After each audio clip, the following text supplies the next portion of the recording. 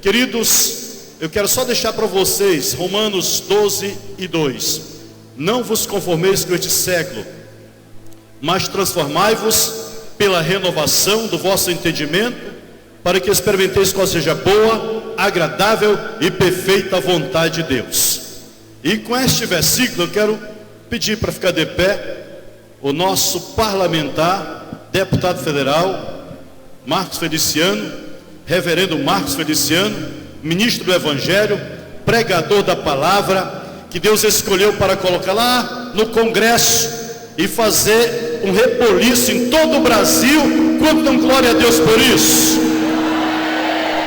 Muitas pessoas estão conformadas com este século e não foram transformadas. Às 4 às 5 horas da tarde estive aqui, vim aqui dar uma olhadinha. Tinha um grupo aqui na esquina, mas parece-me que não deu muito resultado, tá? Porque maior é o que estão conosco do que o que estão com ele, tá? Pessoas conformadas com este século, com este mundo. O prazer está neste mundo, mas a igreja, o salvo, não se conforma. Ele é transformado, ele renova o entendimento e descobre o que é melhor que Deus tem para nós, tá? E hoje ele está aqui para nos trazer a palavra de Deus. Quantos querem receber o pastor Marcos? Amém? Digo assim: seja bem-vindo. Em nome de Jesus, seja uma bênção para nós, e juntos seremos muito abençoados hoje na presença de Deus. Amém. Permaneça de pé. Glória a Deus. Eu cumprimento os irmãos com a paz do Senhor. Cumprimento os irmãos com a paz do Senhor. Quem está feliz com Jesus hoje? Encontre uma pessoa bonita do seu lado e dê um sorriso para ela. Ficou difícil? Se não tiver ninguém bonito aí, é só olhar aqui para cima. Não, mas não é para mim não. É para o Elias, né? Foi arrebatado o Elias. Eu falei que era para olhar para cá, encontrar uma pessoa bonita, Elias. Essa pessoa é você, né? Deus te abençoe muito. Estou muito feliz de estar aqui no estado do Pará, aqui na cidade de Barcarena, nessa noite. Feliz da vida em conhecer o pastor Orivaldo Ribeiro, recém-chegado em Barcarena. O senhor está na cidade 7 dias antes de mim, né? Deus abençoe o senhor, sua família, o seu ministério. Que dias de muita alegria venham sobre o senhor e a igreja que Deus lhe confiou nesse lugar. Sucesso sempre. Parabéns ao seu filho que completa 25 anos. Feliz em rever aqui o pastor Cadmiel. A gente é amigo de longa data, né, Cadmiel? Quando eu conheci o Cadmiel, ele não era gordo desse jeito, não. Era magrinho, né? Agora a barriga está parecendo um cemitério de frango, né? Nós dois estamos juntos nessa, né, amigo? Quero louvar a Deus também pela vida do Rosivaldo. Cadê o Rosivaldo? Está aqui atrás. Sempre que alguém quer chegar em mim, pastor, Jesus é o caminho, o Rosivaldo é o pedágio. Ele é o meu contato aqui no estado do Pará. Deus abençoe você, sua esposa, e sucesso sempre. Feliz em rever amigos, não me lembro o nome de todos, mas Jesus o sabe. Alguém trouxe Bíblia nessa noite? Que amém fraco. Alguém trouxe Bíblia nessa noite? Então abra ela comigo na primeira carta aos Tessalonicenses. O capítulo é o de número 4.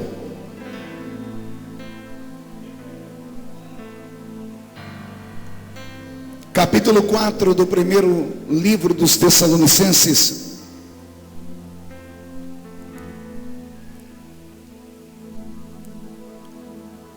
Vamos ler a partir do versículo de número 13.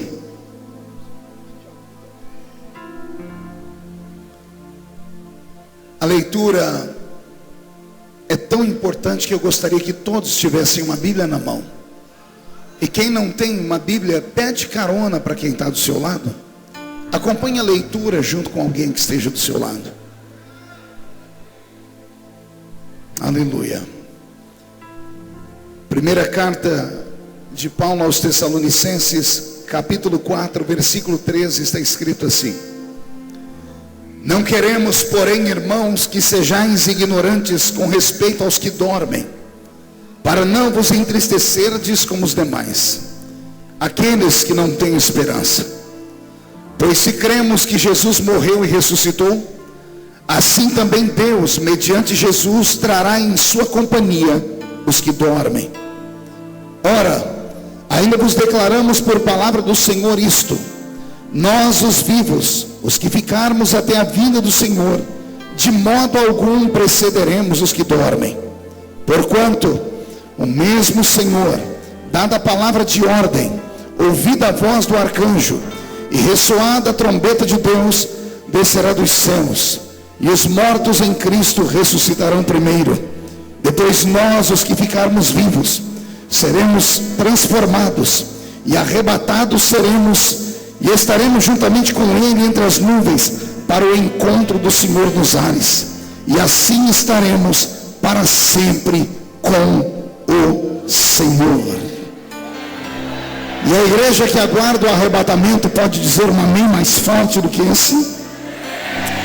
Coloque a Bíblia no banco, na cadeira, e pegue na mão da pessoa mais perfumada do seu lado. Atravesse o corredor que te separa do irmão, por favor, aqui no meio. Pastor, tem alguém aqui do meu lado que não quer me dar a mão, então chuta a canela dele. Se ele não gosta de comunhão, é melhor que vá para casa. Essa reunião não é reunião para derrotados. Essa reunião é uma reunião para homens e mulheres que aguardam o toque da trombeta. E eu sinto que Jesus está voltando. Aperte a mão de quem está do seu lado com um carinho, até eles falarem aleluia. Pentecostal que não faz barulho está com defeito de fabricação, não é? Vamos orar. Oremos. Pai, nós te exaltamos, nós te glorificamos. Nós entendemos que dentro de alguns minutos este ginásio ficará pequeno para o tamanho da glória que o Senhor vai mandar do alto dos céus. Daqui a alguns minutos os que vieram tristes começarão a saltar de alegria.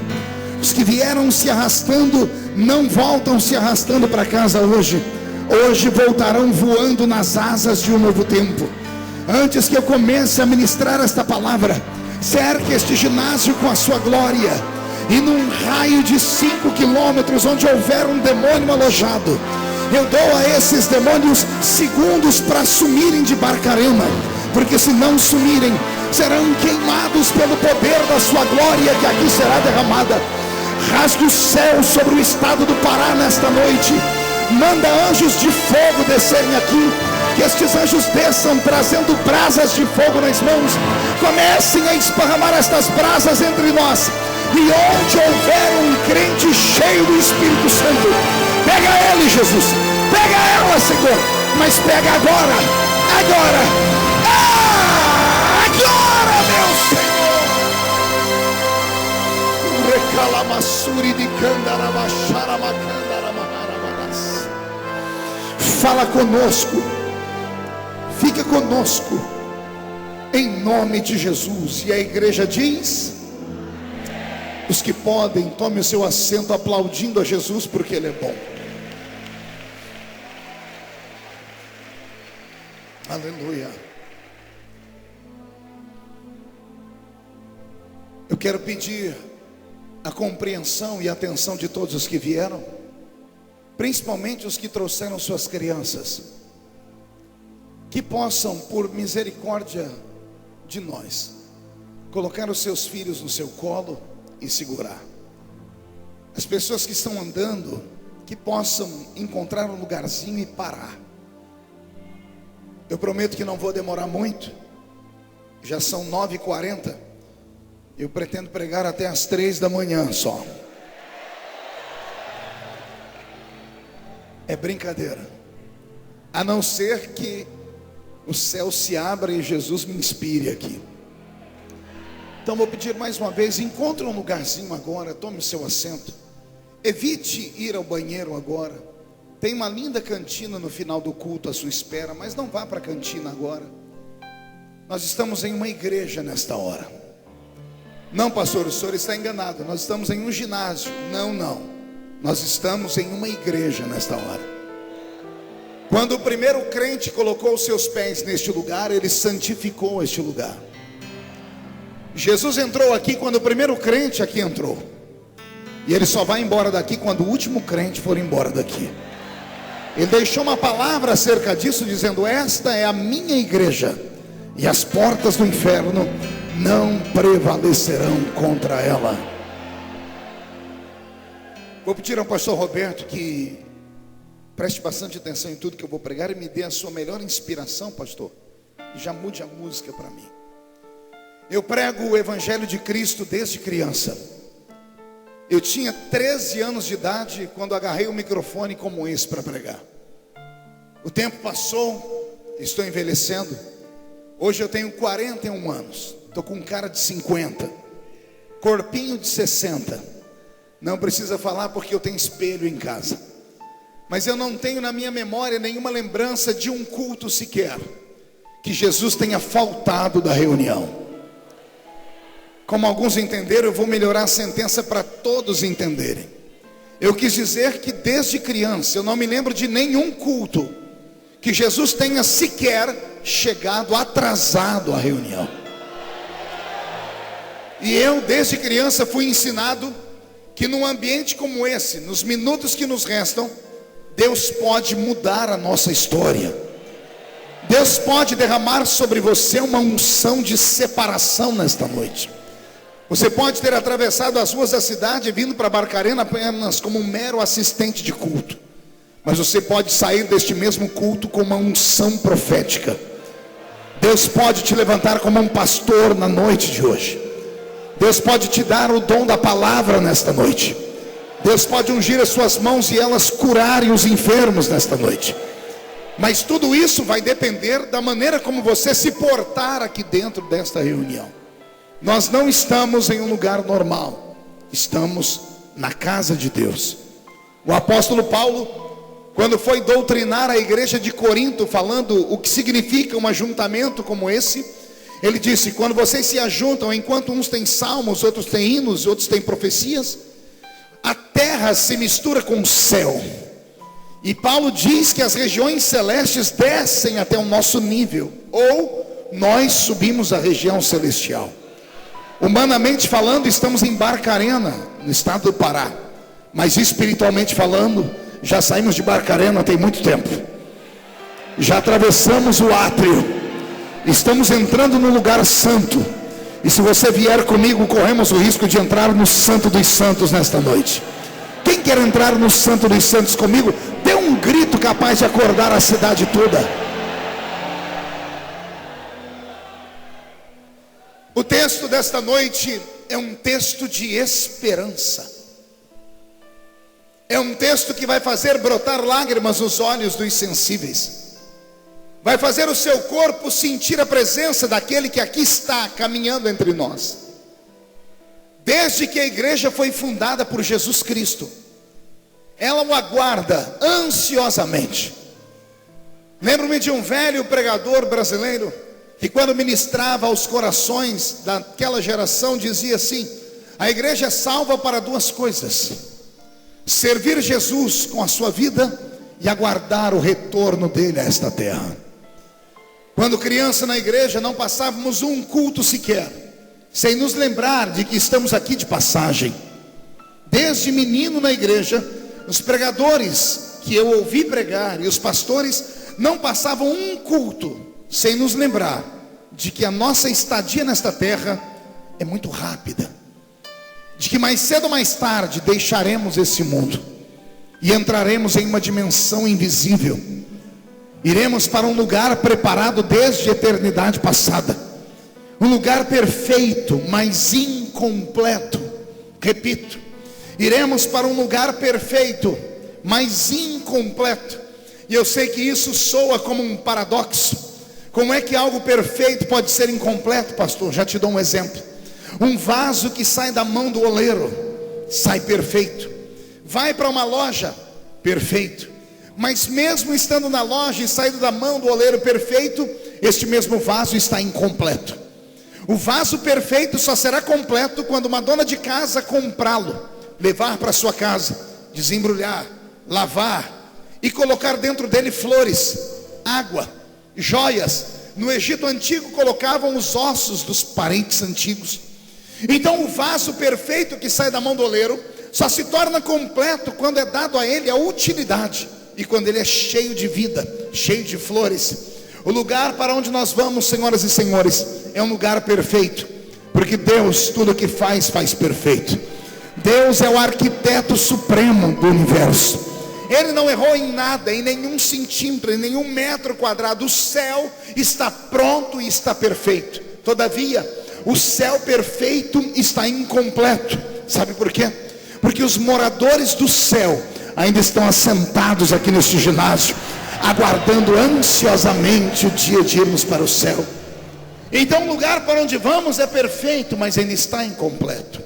E ele está incompleto porque ainda não chegou a hora em que todos aqueles que serviram a Jesus nesta vida ou em uma vida passada, mesmo aqueles que estão mortos, sepultados, quando chegar a hora certa, o meu Cristo virá nos buscar.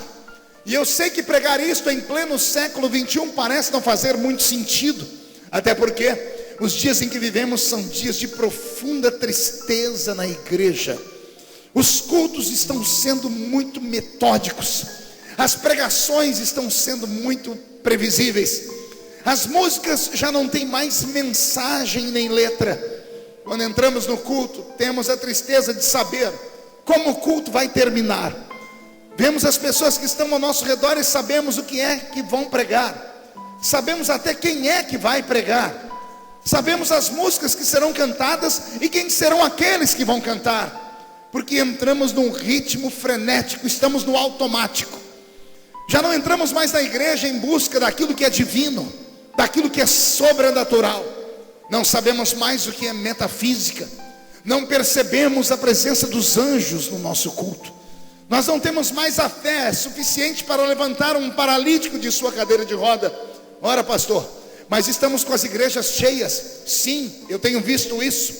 Mas um homem que viaja o mundo como eu tem uma visão crítica, porque para mim o que traz a unção de um verdadeiro avivamento não são uma multidão de homens e mulheres organizados. Na verdade, não é quantidade que trará a volta de Jesus, mas a qualidade daqueles que estão na igreja que trará a volta de Jesus. Pasmem, senhoras e senhores, e por favor não me levem a mal, mas esta noite eu estou pregando para duas igrejas que aqui estão reunidas. Uma delas recebe o nome de igreja militante, e a segunda é a igreja triunfante. A igreja militante, ela engloba todos aqueles que um dia participarão do triunfo final. Todavia, ela é carregada também de pessoas que vêm para cá por não saberem mais para onde ir. Infelizmente, nos dias em que vivemos, os crentes conseguem arrastar o seu corpo pesado pelas ruas da cidade, e quando entram nas nossas igrejas, jogam um corpo pesado nos bancos, nas cadeiras de plástico ou nas cadeiras almofadadas, reclamam da falta de ar-condicionado ou de um ventilador no mínimo. Logo que dobram a sua coluna sobre uma cadeira, um banco, cruzam as pernas, descascam um chiclete, colocam na boca e passam o culto todo olhando para o pregador como se estivesse assistindo um teatro. Com todo respeito, a igreja não é um teatro. Com todo respeito, a igreja não é um lugar que você sai de casa para ir assistir uma peça. Igreja ainda é um quartel-general, e os crentes que vêm para o culto vêm para receber na sua alma uma descarga de autoridade. Eu entrei nesta noite disposto a recarregar as minhas baterias espirituais. Os dias são terríveis. Lá fora Satanás suga a nossa alma. Já não temos mais alegria quando estamos em casa, porque os programas de TV são profanos. Já não temos alegria quando caminhamos pela rua, porque a rua está tomada por um espírito estranho e maldito. Já não temos mais paz quando entramos dentro das escolas e universidades, porque dos professores aos alunos há uma série de situações que arrancam do coração do homem a fé em Deus. Vivemos num mundo capitalista, vivemos num mundo materialista e num mundo que caminha para o ateísmo. Senhoras e senhores, ouçam o que eu estou dizendo. Palavras como essa que você ouve nesta noite tornar-se-ão raras daqui para frente. Ao entrarmos nas igrejas hoje em dia, a maioria dos pastores se preocupam em estudar psicologia, porque querem dar uma mensagem light, boa, doce aos membros de suas igrejas, para que ao saírem, eles saiam leves e flutuando. E quando eu aceitei Jesus Cristo como Salvador há 30 anos atrás, eu não entrava na igreja para sair flutuando, eu entrava na igreja para ter os meus pecados expostos, para que o meu coração se arrependesse, e para que lágrimas corressem pelos meus olhos em busca da autoridade divina. E passava o culto todo esperando o momento certo de abrir a minha boca e dizer: glória àquele que vive para todo sempre. Quisera eu ter o conhecimento do mundo ontem, como tenho hoje.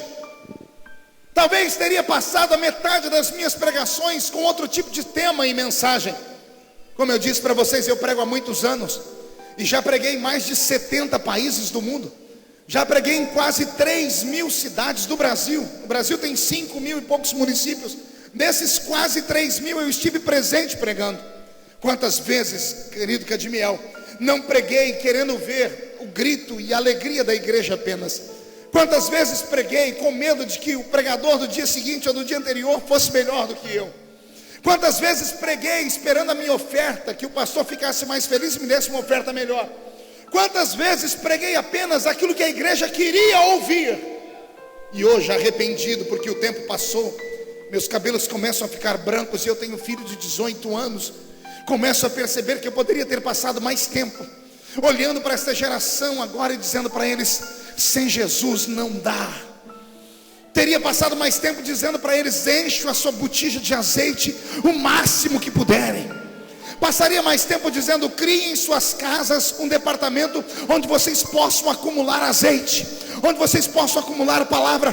Porque chegariam dias como esses em que estamos vivendo, em que as pessoas chegam na igreja e já não escutam mais nada a não ser ladainha, a não ser palavras preparadas em 5 minutos, baseado no último noticiário do Jornal Nacional ou da última notícia na internet. Falta-nos ainda homens que possam voltar a nos dar palavras profundas. Estamos vivendo o momento mais raso da igreja na terra. Nunca houve tantos pregadores que pregassem tão pouco a verdade. Falam apenas aquilo que as pessoas querem ouvir. São mensagens de confusão, são mensagens de fortificação, são mensagens de exaltação, são mensagens de guerra, são mensagens que provocam no ser humano o sentimento de vingança. Mas não há mais palavras que façam os crentes trazerem para a igreja um lenço, porque sabem que se forem impactados por Deus, vão derramar as suas lágrimas. Nesta noite, eu não vim pregar apenas para a igreja militante. Eu vim falar com a igreja que, assim como eu, quando coloca os pés dentro do templo, fica triste, porque sabe que tem alguma coisa errada. Parece que está faltando algumas peças do quebra-cabeça da igreja. Já não há mais cura divina, já não há mais profecias, já não há mais interpretação de línguas, já não há mais dom de visão, já não há mais quem tenha sonhos espirituais, e arrebatamento de sentidos desapareceram do nosso meio.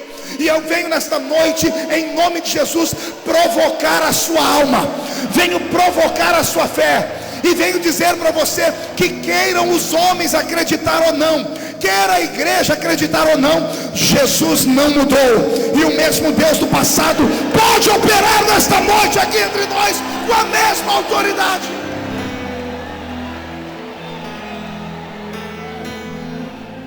Dia desses, eu estava dando uma entrevista numa programação de rádio, e entrou um irmão muito exaltado pelo telefone, e ele disse a mim: pastor Marco, como é que o senhor se sente fazendo parte de uma geração de pregadores que tem uma unção muito diminuída e quase conhecimento bíblico nenhum? E eu questionei a ele no ar, dizendo: por que você diz isso? Ele disse: porque eu venho de uma época que, quando os pregadores iam pregar, bastava saudar a igreja com a paz do Senhor e milagres começavam a acontecer. Crentes eram batizados com o Espírito Santo instantaneamente. E quando ele disse aquilo, me deu um aperto no peito, porque ele não estava de todo errado. E então comecei a refutá-lo no ar, dizendo: o senhor tem razão. Houve um tempo que tudo isso acontecia. Houve um tempo em que os crentes recebiam milagre quando chegavam na porta da igreja. Não era necessário um agitador de águas como eu vir de longe para pregar. Não era preciso um instrumento tão bonito como esse que o pastor Roberto usa, e nem um músico de voz macia ou aveludada para emocionar a igreja. Nossos pregadores de antigamente tinham 2 dentes na boca só. Era o zagueiro e o atacante. A maioria era analfa de pai e beta de mãe. O som das igrejas de antigamente era um Deus nos acuda. A gente falava aleluia no púlpito, os crentes entendiam glória a Deus lá atrás. Mas nada disso impedia Deus de operar. Aí eu disse para ele: a culpa em parte é sim dos pregadores. Eu disse: mas eu também tenho que repartir essa culpa com a igreja. E ele disse: por quê? Eu disse: porque nesta mesma época em que o Senhor disse que os crentes eram batizados com o Espírito Santo só pela saudação do pastor, nesta mesma época, nenhum crente ficava durante a semana em casa assistindo novelas. Você não sabe a alegria que caiu no Brasil há 3 semanas atrás, quando acabou a novela do Félix. Teve pastor que deu glória a Deus, porque já não sabia mais o que fazer, porque a igreja ficou vazia. Os crentes ficaram em casa assistindo a novela até o último capítulo. E alguns foram até doutrinados ao ponto de dizer: o beijo até que foi leve demais. Pasmem, eu tenho alguns amigos pastores que falaram comigo, pediram a minha opinião. Marco, agora no mês de junho nós já estamos preparando um sistema de telão dentro da igreja com som de primeiro mundo, um Mutec 7 pontos. E eu disse: para quê? Ora, porque vem Copa do Mundo aí, e a maioria dos jogos vão ser de domingo, e vai ser exatamente na hora do culto. Então, para os crentes não deixar de vir no culto, nós vamos transformar a igreja num cinema. Os crentes vão vir para o culto vestidos de verde e amarelo, com assobios, com tudo aquilo. Vamos assistir o culto dentro da igreja, e depois a gente faz o culto. É claro, se o Brasil ganhar, porque se o Brasil perder vai ser um velório. A situação é deprimente, para não dizer desesperadora. A situação em que vivemos é tão triste que os crentes não buscam mais pureza e nem santidade. Nossos filhos, se você for falar para eles sobre pureza, sobre esperar o dia do casamento para manter uma relação sexual, começam a rir na nossa cara e ainda ameaçam: se aqui não deixar, tem a igreja dali que deixa, e se aquela ali não deixar, tem a outra lá na frente que deixa. E alguns chegam a dizer assim: e se não tiver nenhuma que deixa, eu abro uma igreja para mim. Na noite de hoje, Deus escolheu Barcarena para trazer um tratado de revolução. Deus escolheu esse pedaço de terra no Pará para trazer um avivamento, e este avivamento vai começar entre nós. Deus vai levantar a sua vida como um profeta, e se tem alguém que se candidata ao cargo de profeta, dá um grito para acordar a cidade inteira.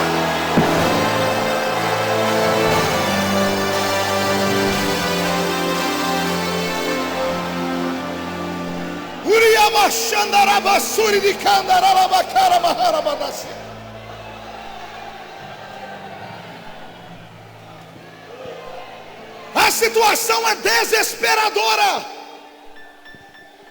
Anteontem, um jornalista do Espírito Santo, do estado do Espírito Santo, me ligou, o maior jornal do estado, fazendo uma entrevista comigo, perguntando o que eu acho dos crentes que são gays. E eu perguntei: desculpa, eu não estou entendendo. Ele disse: porque hoje tem várias igrejas abrindo, onde congregam casais homossexuais, pastores homossexuais. O que o senhor acha? Como tudo que eu falo vira tumulto, eu respondi como se não tivesse entendido a pergunta. Eu disse: eu conheço homens e mulheres que aceitaram Jesus como Salvador e têm uma tendência homossexual, e que todos os dias lutam contra a sua carne, porque querem ir para o céu. Mas olha a situação que nós estamos vivendo. Se olharmos com um olhar crítico, você vai ver que tem algo esquisito acontecendo no Brasil. Nós temos 40 milhões de evangélicos no Brasil. Só a Assembleia de Deus são 20 milhões. Agora escute, em todos os lugares do mundo, quando houve um avivamento e crescimento da igreja, a primeira coisa que houve foi uma transformação na sociedade. A igreja mudou conceitos, a igreja mudou valores. Ora, pegue a Europa antiga, pegue o que aconteceu na Suíça depois de Calvino. Eu estive na Suíça pregando nos 500 anos de Calvino, num grande encontro de lideranças naquele lugar, e fiquei pasmo em saber que na Suíça, um país de primeiro mundo e gigante, não tem uma cidade com o nome de santo católico, nenhuma. Como pode uma nação inteira, na Europa, próximo da Itália, não ter nenhuma cidade com o nome de santo? A influência de um avivamento. Um homem pregou a palavra lá e virou a cidade do avesso, virou o país do avesso. Se você pegar Atos 19 e entrar com Paulo na cidade de Éfeso, a terceira maior cidade da Grécia, uma cidade com quase 1 milhão de habitantes, que tinha no seu centro o maior centro de adoração de feitiçaria do mundo antigo, somado ao templo da deusa Diana, você vai ver que Paulo pregou lá 3 anos e meio, e em 3 anos e meio ele fechou o templo da deusa Diana, e a Bíblia diz em Atos 19, que os feiticeiros vinham queimar em praça pública toda a obra de macumba, todos os livros de feitiçaria. Em todos os lugares onde a igreja cresceu, a corrupção acabou, a cidade foi transformada. Agora olhe para mim, somos 40 milhões de crentes no Brasil. Nunca em toda a história do Brasil houve tanta corrupção. Nunca em toda a história do Brasil houve tantos assassinatos gratuitos. 50 mil pessoas são assassinadas todos os anos no Brasil. Nunca houve na história do Brasil uma época tão desgraçada, onde ninguém acredita em nada mais. Nada. Uma nação com 88% de pessoas que dizem acreditar em Cristo, viver um inferno desse. Tem alguma coisa errada, e muito errada, e eu venho denunciar o que está errado. Nossas igrejas são culpadas, os grandes líderes que temos são os culpados, nossos cultos são os culpados, a falta de ensinamento à geração que está vindo é o culpado. Nós entramos na igreja vazio e saímos da igreja ocos, entramos frios dentro da igreja e saímos congelados.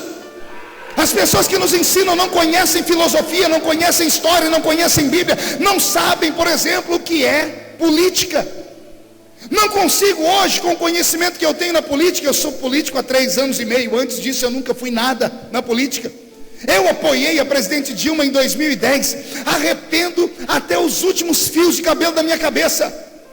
Mas eu fui engodado, como muitos foram. Ela assinou um documento com a gente dizendo que não ia votar o aborto, e aprovou a lei do aborto, mentiu para nós. Mas eu não conhecia a presidente Dilma, não conhecia partido de esquerda e nem PT.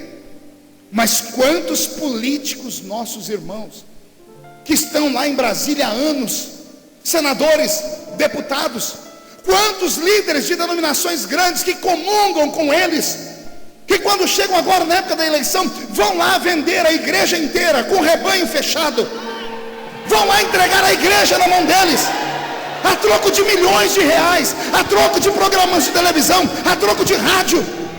A corrupção entrou no nosso meio.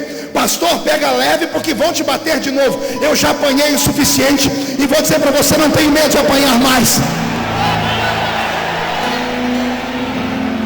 Jesus me forjou no fogo.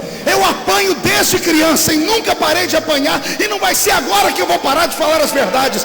Está na hora da igreja promover um avivamento, mas um avivamento que começa aqui dentro, um avivamento que começa no seu coração. Eu vou pedir para Jesus hoje derramar sobre você uma brasa de fogo tirada do altar. Eu não sei como você entrou por essa porta, mas quando você sair daqui, você vai sair daqui cuspindo fogo na cara do diabo. É hora de revolução nesse país. Quem concorda comigo? Então dá um grito, mais um grito de glória.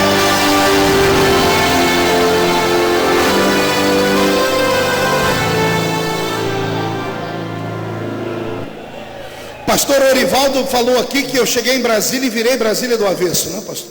Aliás, o Brasil. O senhor sabe por quê? Quando eu fui eleito em 2010, eu fui eleito pela igreja. Eu tive uma visão, fui para a política por uma visão. Quando eu cheguei em Brasília, eu entrei em Brasília dia 2 de fevereiro de 2011. No dia 3, eu coloquei a minha equipe para sondar todos os projetos que haviam dentro de Brasília que feriam a família brasileira e a igreja. Em 6 meses eu tinha na minha mão mais de 1000 projetos caminhando em Brasília. Projetos que caminhavam há 5, 6, 10, 15 anos. E eu me desesperei. Quando peguei esses projetos na mão, comecei a tentar descobrir como travá-los. Eu arrumei uma confusão com o governo. Eu sou o deputado que o governo mais odeia. Eu pedi o impeachment do ministro Marco Aurélio, na época do aborto, da lei do aborto dos anencéfalos. Eu arrumei confusão com o presidente do Senado, na época Sarney, porque enviei uma documentação que dava condições de obstruir aquilo que o Supremo havia feito, o Supremo Tribunal Federal havia feito sobre o casamento das pessoas do mesmo sexo. Eu arrumei uma confusão lá dentro porque eu comecei a trabalhar. Quando aconteceu o negócio da Comissão de Direitos Humanos e veio para minha mão, aí eles desesperaram. Se ele até agora fez isso sem poder, se der poder para ele, acabou tudo. Agora olhe para mim, eu não sou melhor do que ninguém. Quantos deputados nossos nós temos lá há anos? O que eu fiz agora, eles poderiam ter feito há 4, 5 mandatos atrás, numa época diferente, em que esses movimentos não tinham força e tinham travado esses projetos. Mas a maioria daqueles que vão para lá, entram lá dentro e começam a se vender, começam a virar profissionais da área da política. E quando a igreja nos manda para lá, não manda profissionais. A igreja dá o seu voto acreditando que o irmão que vai para lá vai fazer a diferença. Um dia desses, o arcebispo de Aparecida do Norte, católico, confidenciando a um grupo de empresários que ligaram para mim e disseram: olha, o arcebispo aqui de Aparecida disse que o Congresso Nacional precisava de 5 felicianos, porque se um fez tudo isso, 5 paravam o Congresso Nacional. E eu não fico orgulhoso por isso não, mas eu entendo que quando um crente quer fazer a diferença, ele faz.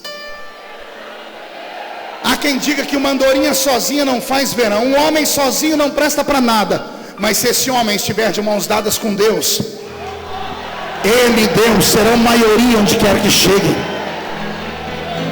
Jesus está preparando a sua igreja, e a igreja do arrebatamento, com todo respeito, não pode ser esta igreja apóstata,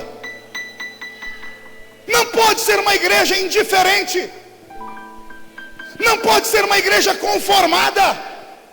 Não. A igreja do arrebatamento vai sentir os ares dos dias de tribulação.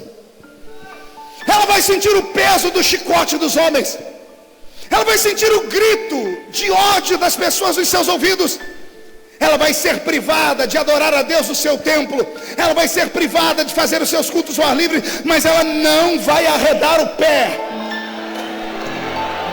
E vou dizer mais, não tenha medo, porque quando o anticristo aparecer, ele terá que ficar escondido até a igreja sair da terra.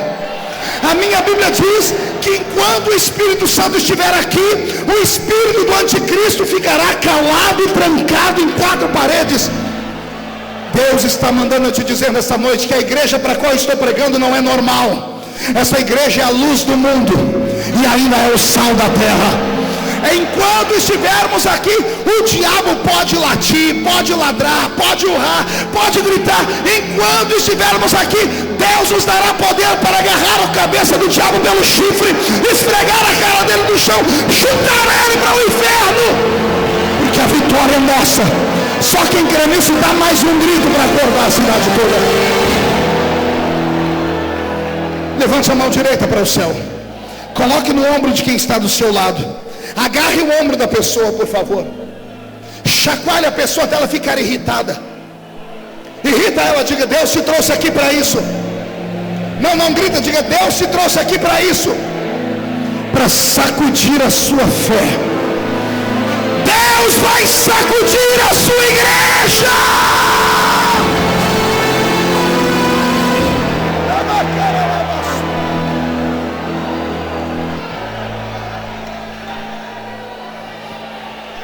Eu tenho algumas notícias. Pastor Roberto, mude a música para mim. Jesus está voltando. Dia desses, no Congresso Nacional, recebemos a visita de parlamentares que vieram dos 2 países mais baixos do mundo, o Paquistão e a Holanda. mandaram representantes ao Brasil implorando para que nós fizéssemos alguma coisa com o desmatamento da Mata Atlântica, aqui do Amazonas. Ao serem questionados o porquê, eles disseram: temos um problema na camada de ozônio, temos um problema com a mudança do clima do planeta Terra, as águas dos mares estão avolumando, o tsunami que invadiu boa parte do Oriente algum tempo atrás, ou da Ásia algum tempo atrás, começa a sussurrar no ouvido do mundo, dizendo que a qualquer momento vai voltar para esses países. Eles estão morrendo de medo de se levantar ao nível das águas e engolir esses dois países.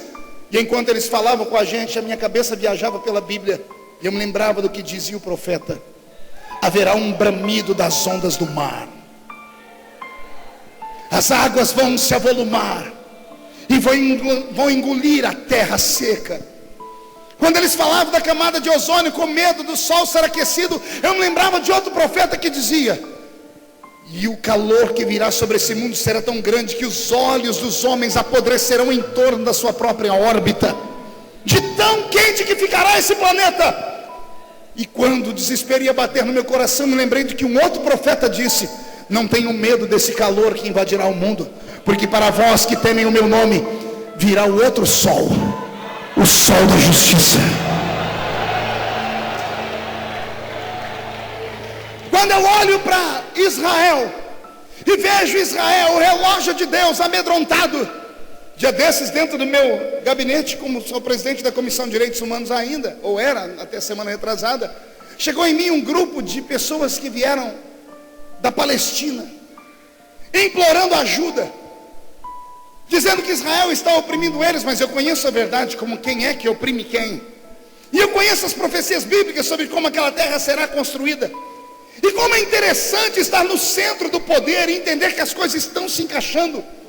Quando eu vejo a Ucrânia em desespero agora, e a Rússia tentando bater de frente com os Estados Unidos, quando eu vejo Obama gritar por medo, porque está perdendo toda a sua autoridade, e quando eu escuto bem longe a China se levantando como o maior império do nosso século, tudo que você compra é da China.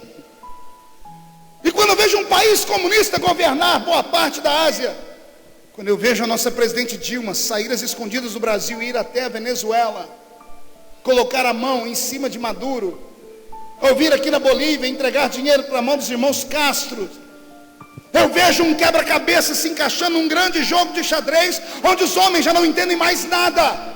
O mundo está em desespero. A situação é tão caótica que desde a Europa, as Américas começam a clamar por um líder mundial, porque todos os líderes que aí estão parecem não fazer mais nada. Senhoras e senhores, está tudo preparado. Eu li a Bíblia mais de 30 vezes de capa a capa. Mais de 153 sinais se cumpriram literalmente. Todos os sinais preditos por Jesus se cumpriram literalmente. Sinais que envolviam política, sinais que envolviam o tempo, sinais que envolviam o cosmos. Tudo está se cumprindo. Estamos vivendo por um momento o respirar de Deus. Deus olhando para o seu relógio, a qualquer momento vai dar um grito dizendo: é chegada a hora. E dada a palavra de ordem, aguenta a igreja. Eu imagino que neste exato momento Jesus está em uma sala do céu, e os anjos estão tecendo a sua roupa, a roupa do casamento. Assim como um noivo ou uma noiva estão em uma sala esperando que o casamento seja perfeito, enquanto a roupa seja preparada, Jesus está se vestindo para o casamento. Eu posso imaginar em uma outra sala do céu um arcanjo com uma trombeta dourada na mão, pulindo a trombeta, lendo as últimas notas musicais, preparando o momento de tocar. Eu posso imaginar Deus olhando para o seu relógio, olhando para Israel, que é o seu relógio na terra, vendo o grito, os ais, os uis, vendo o mundo entrando em desespero, vendo as pessoas querendo aprovar a pedofilia, vendo as pessoas querendo aprovar o aborto desenfreadamente. Eu vejo Deus desesperado no céu. Não demorará muito. Deus vai dar um grito no céu dizendo: basta! E dada a palavra de ordem, o mesmo Senhor, o mesmo que subiu, descerá do céu com alarido e com voz de arcanjo. Meu corpo está arrepiado. O alarido e a voz de arcanjo são gritos e sinais para Israel, porque a Bíblia diz que Jesus veio para eles, mas eles não receberam. E eu sinto muito pelos judeus não receberem Jesus, mas fico feliz pela outra parte do versículo. O versículo todo diz: ele veio para os seus, os judeus, mas os seus não receberam. Aí João para de olhar para o Oriente, aponta para o Ocidente e diz: mas a todos que o receberam, deu-lhes o poder de serem feitos filhos de Deus. Só quem é filho de Deus aqui não grita não, dá um berro de glória a Deus.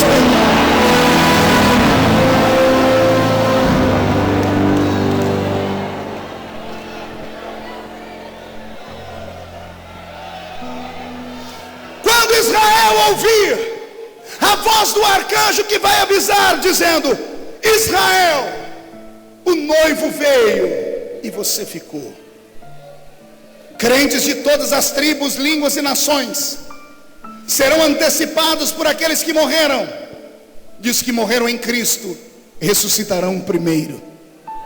Aleluia. Eu me emociono.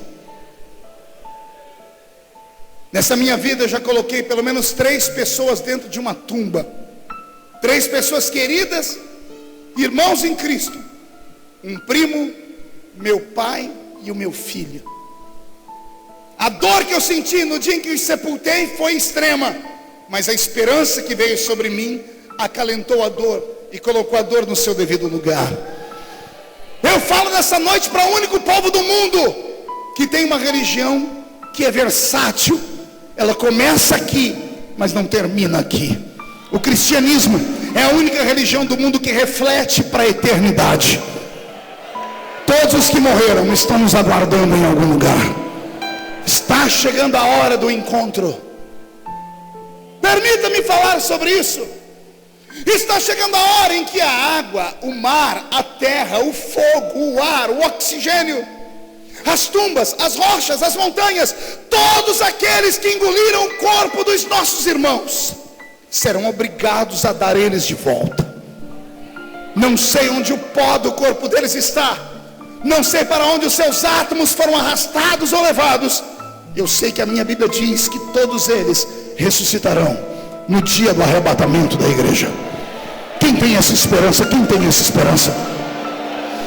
Quando eles ressuscitarem, sairão de dentro de suas tumbas, vivos, cheios de glória, voarão para os ares, e em questão de segundos, nós os que estivermos vivos, se estivermos com o nosso ouvido afinado no diapasão do Espírito Santo, ouça-me, o arrebatamento não é uma mentira. Quando Noé construiu uma arca avisando que iria cair chuva do céu, as pessoas riram dele não por causa da arca. As pessoas não riram dele porque ele falou que o mundo ia se inundar com água. As pessoas riram dele porque nunca havia chovido na terra. A Bíblia diz que a terra era umidificada por um gás que saía da terra, um mormaço.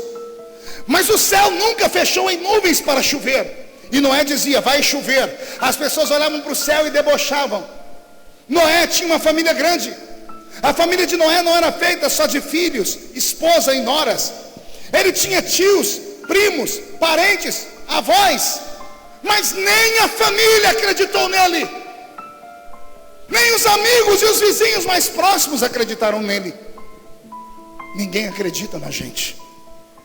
As pessoas acham que o que nós falamos é coisa de gente doente da cabeça. E eu estou aqui hoje para brigar contra esta racionalidade que entrou no nosso meio. Hoje já existe uma doutrina evangélica que diz que Jesus volta só para quem morre. Diz que essa história do arrebatamento é conversa fiada para boi dormir. Não, não é. E eu me sinto autorizado nesta noite para lembrar você de que Jesus está voltando. Quando eu falo do ouvido estar afinado para ouvir a trombeta, não falo literalmente. Eu falo da pureza de vida. Eu falo da santidade. Eu falo de homens e mulheres que já não cuidam mais da sua alma e nem do seu corpo. Se Jesus voltasse agora e a trombeta tocasse nesse exato momento, a igreja triunfante subiria, mas a igreja militante ficaria. Nesse ginásio haveriam gritos, desesperos e possivelmente suicídios. Filhas que levam a vida dissoluta, filhos que não respeitam mais seus pais e suas mães, mulheres que não respeitam seus maridos, maridos que não respeitam mais suas mulheres, crentes que não respeitam mais a sua liderança, liderança que não respeita mais os seus membros. Se Jesus voltasse agora, ia ser uma surpresa tão desagradável.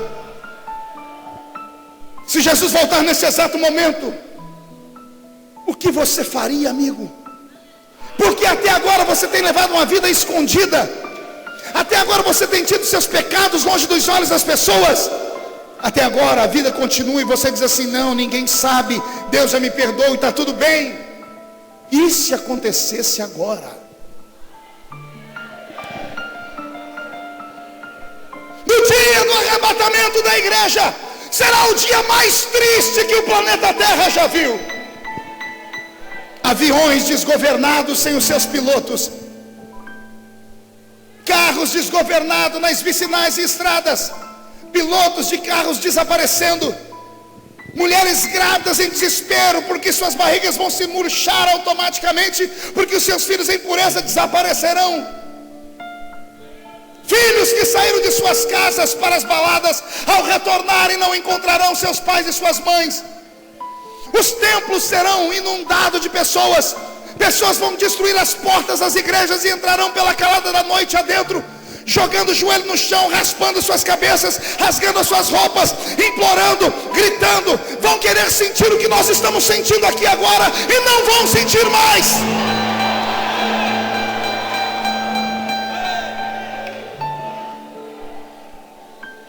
Vão abrir a Bíblia e não vão sentir inspiração. Vão colocar os hinos e os hinos não farão sentido. Serão deixados. Vivemos uma situação deplorável.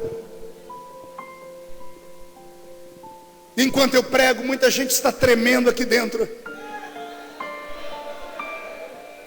Meninas desesperadas porque fizeram aborto, mataram crianças sem que suas mães soubessem, carregam um peso sobre a sua alma. Pastor, o senhor veio aqui falar de doutrina, pastor? Não, eu vim aqui falar de uma coisa mais séria do que doutrina. Eu vim falar que está na hora da igreja tomar vergonha na cara. Não dá para brincar mais. Jesus está voltando.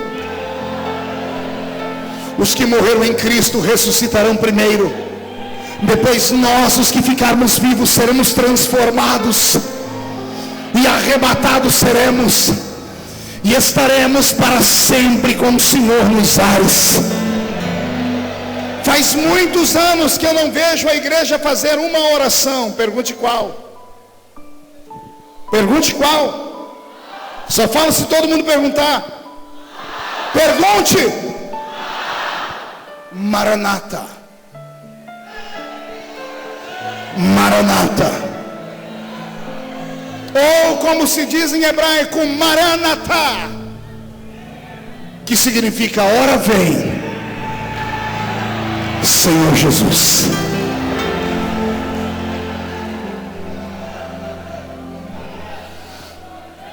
Pastor, por que o senhor está pregando esta mensagem? Porque essa noite é uma noite evangelística.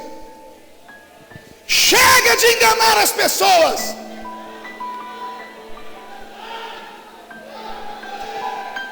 Chega de falar para elas: venha como está. O céu não é mercadoria de camelô. E o meu Jesus não é um artista barato que você pode convencê-lo dando um sorrisinho. E essa história de que Jesus quer só o coração é conversa para boi dormir. Jesus não é cardiologista e não é açougueiro. Ele quer uma igreja de corpo e alma lavada no sangue, purificada.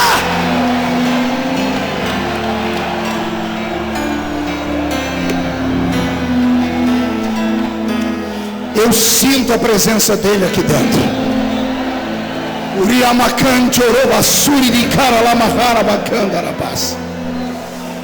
Eu sinto Jesus fazendo uma vistoria neste ginásio.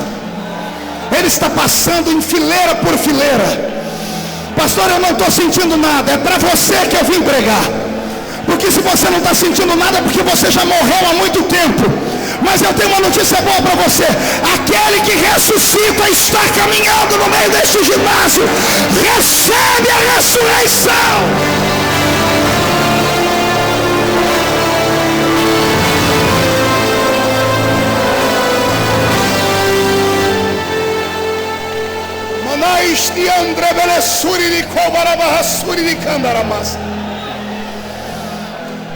Meu Deus, eu estou ouvindo barulho de asas. Mas não são asas de plumas, não são asas de anjos. Eu ouço um farfalhar de asas de morcego. Estou ouvindo asas de demônios que estão voando sobre este ginásio desesperados. Já chegou no inferno que nesta noite há uma pregação sobre o arrebatamento. Satanás está desesperado, porque ele sabe que quando a igreja é ouriçada, ela desperta, ela se levanta, ela sai da toca, reage, reage, reage, reage.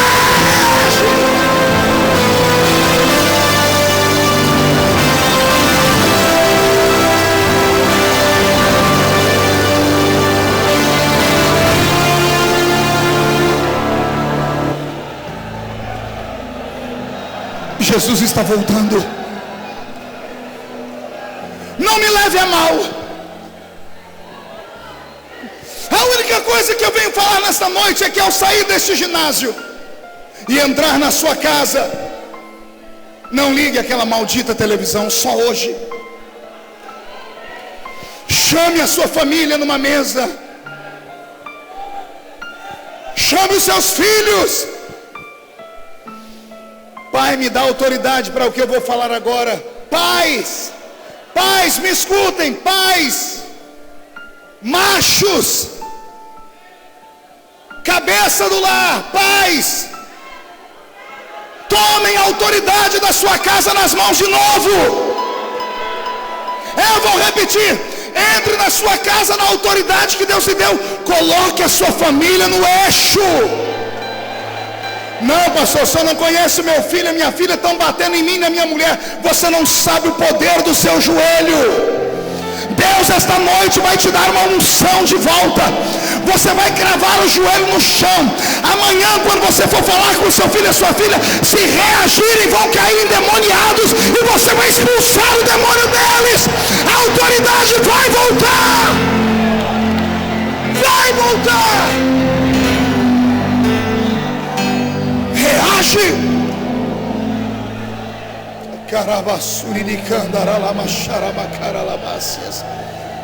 Deus está aqui. A presença de Deus está aqui. E Deus está gritando no nosso coração, dizendo: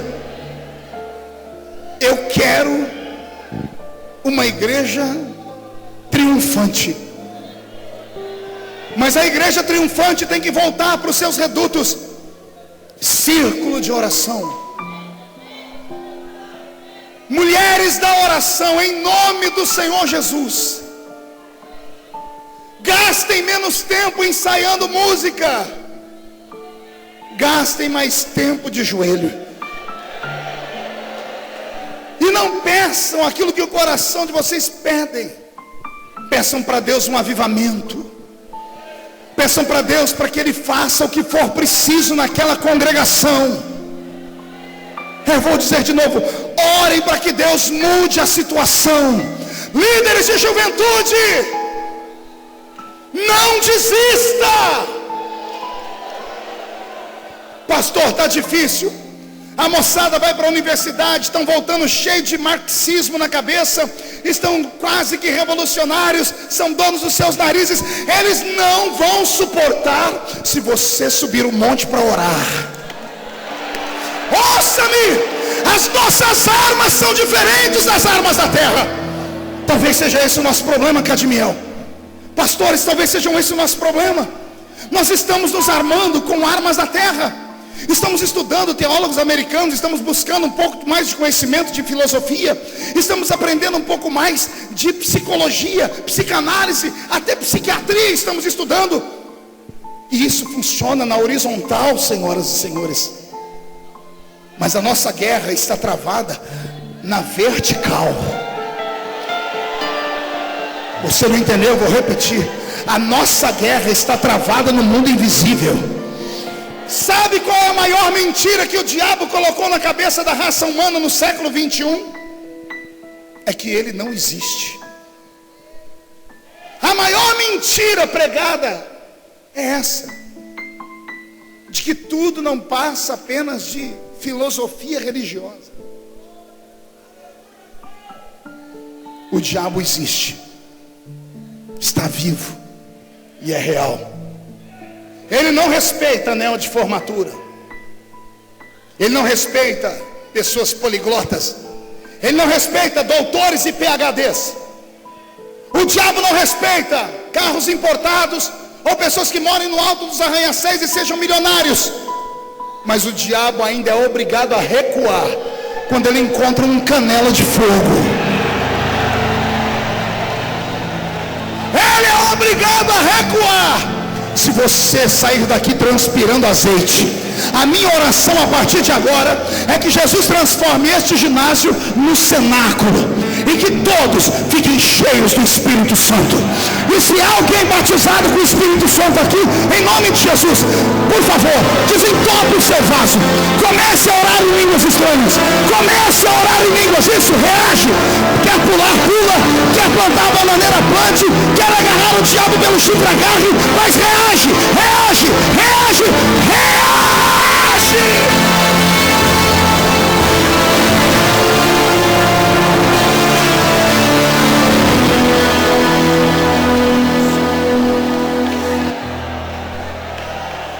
Ei, como você acha que eu suportei tudo que eu suportei?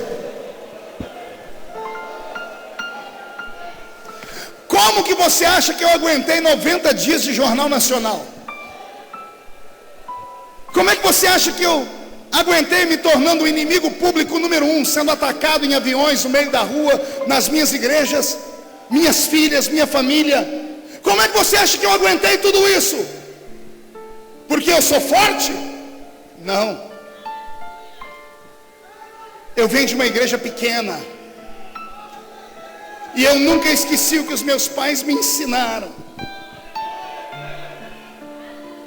Eles me disseram: quando a coisa apertar, sobe para o meio do mato, vai com 2 ou 3 que acreditam no que você acredita, crava o joelho no chão e grita a madrugada inteira. Eu subi um monte para orar. Sabe como eu venci aquelas lutas em Brasília? Encarando aquele tumulto, as pessoas dando de dedo no meu nariz, gritando, e eu em silêncio, com uma tranquilidade inumana. Jejum. A Bíblia aberta até as 4 da manhã, acordando cedinho, lendo a Bíblia, dizendo: Jesus vai na frente, vai amarrando os demônios. Eles não entendem isso, mas nós entendemos isso. Teve um dia que eu achei que estava sozinho, porque foi 30 dias de luta sozinho. Depois que o pastor Silas levantou e me ajudou, aí veio todo mundo. Mas eu passei 30 dias sozinho. Teve um dia que Deus me mostrou qual era o poder dele. Eu sozinho lá dentro, dizendo: Jesus, eu fiquei sozinho. Entrou um homem dentro do meu gabinete, vestindo uma roupa branca, cheio de badulaque aqui. Ele entrou, atravessou a sala das secretárias, foi no meu gabinete, olhou para mim e disse: pastor, eu sou um babalorixá. Quando eu olhei para ele, eu arrastei a cadeira para trás. Eu falei: meu Deus, até aqui vão me atacar agora? Passaram pela segurança, entraram aqui dentro. Ele viu que eu fiquei desesperado. Ele falou: calma, pastor, não fica bravo não. Eu estou aqui para te dar uma boa notícia. Ele enfiou a mão no bolso, tirou uma carta. A carta tinha o nome de uma instituição com 600 terreiros de Umbanda. Ele disse: pagaram as minhas passagens, a minha alimentação, para eu vir aqui te dizer uma coisa. Eu falei: o quê? O Senhor nos representa. E o Senhor não pode parar. E eu olhei para ele e disse, por quê? Ele disse, porque o Senhor está lutando pela família brasileira. E nós temos família também. Você não entendeu? Eu vou desenhar de novo. 30 dias eu sofrendo, nenhum pastor se levantou para me defender. A igreja não veio me defender. Um macumbeiro veio me defender. Na hora de ir embora, ele falou assim para mim, o senhor fica tranquilo que a partir de hoje ninguém toca mais o senhor. Eu devia ter ficado quieto, mas eu perguntei por quê. Ele disse, porque a partir de hoje, toda sexta-feira,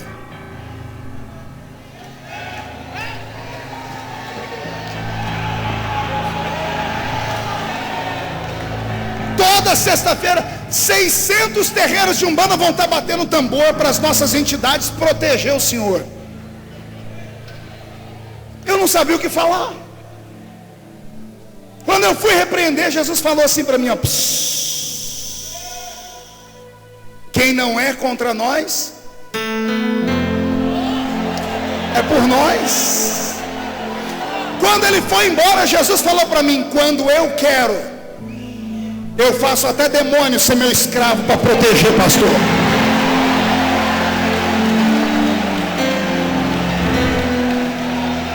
Sabe por quê? Autoridade. Está faltando autoridade. Está faltando autoridade na sua casa, na sua rua. Está faltando autoridade na sua cidade, no seu bairro. Da sua igreja eu nem falo, estou falando da sua vida. Quem manda na rua da sua casa são espíritos malignos. Aliás, mandavam. Quando esse culto terminar e você chegar na rua da sua casa, pede para Deus abrir os seus olhos espirituais. Você vai ver demônios pedindo carona para se mudar da rua.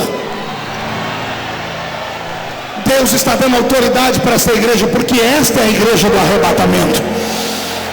Vai haver um reboliço em Barcarena. Pastor Orivaldo, receba esta palavra. Assim como Deus te trouxe para cá, para as Assembleias de Deus, para um tempo novo, com esse tempo novo Deus traz um tempo de avivamento. E não se apavore, Barcarena será chamada de terra do avivamento no estado do Pará. Alguém pega essa palavra, pega, põe no coração e reage.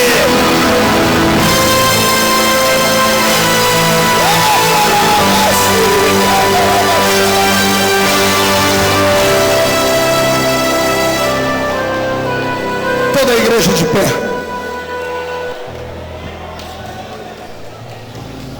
Antes de fazer o apelo para a salvação das almas, eu vou fazer um convite.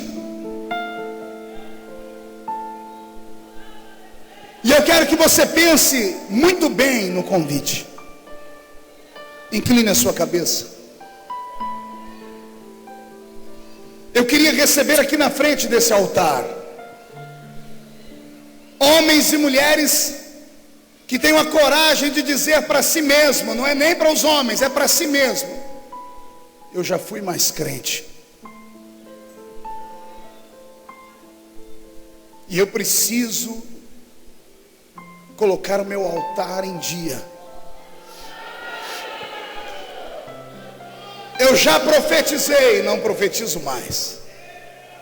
Eu já preguei, não prego mais. Se você tiver coragem de sair do seu lugar e vir perto desse altar. Pastor, o que é que vão falar de mim? Quem fala de você não paga suas contas. Eu quero aqui homens e mulheres que nasceram para adorar.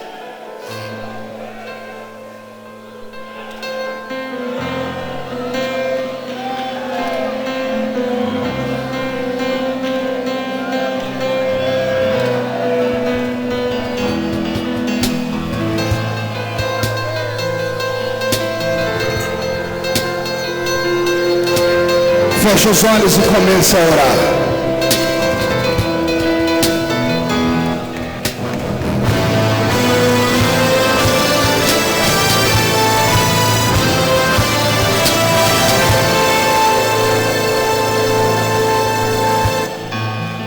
Deus diz a você que eu não vinha esse mundo pra adorar outro rei. Os leões estão rugindo sem parar, meu louvor incomodou todos que são contra ti, ó Jeová. Fecha os olhos e comece a orar. Nada pode intercalar o louvor do meu coração. Dos manjares eu abro mão, dos palácios não quero não. Eis-me aqui como Daniel, com os olhos voltados pro céu, com o risco de morrer, mas o que me importa é te obedecer. Senhor, não vou dividir minha adoração, exclusivo é o meu coração. Vivo só pra ti, não abro mão do céu, até diante da morte, prefiro ser fiel. Pegue na mão de alguém que está do seu lado.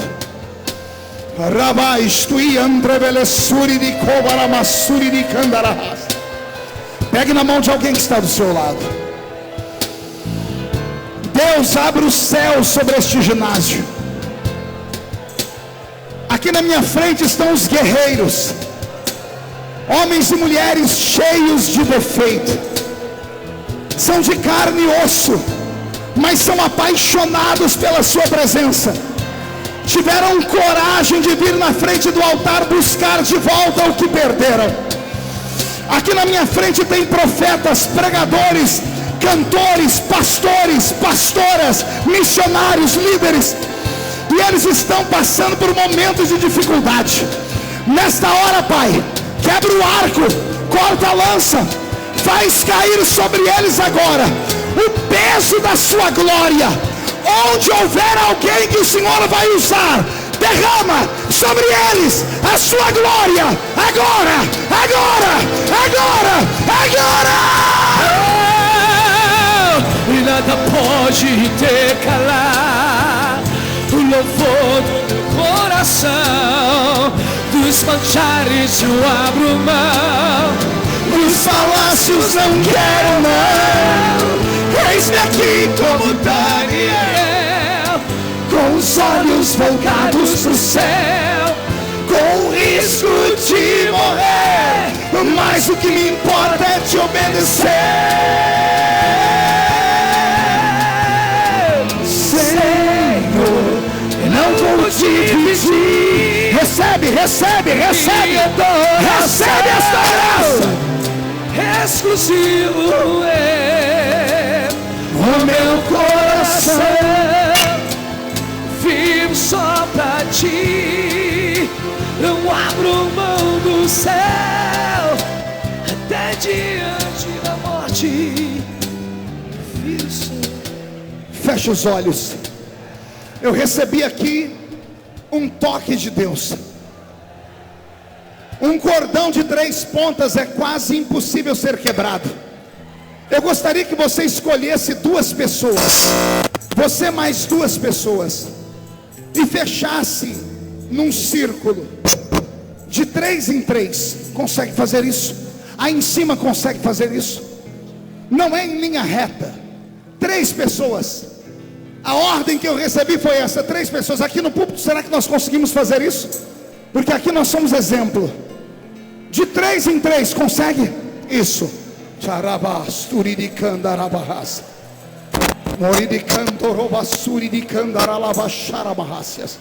Senhor, os seus filhos estão em uma redoma agora.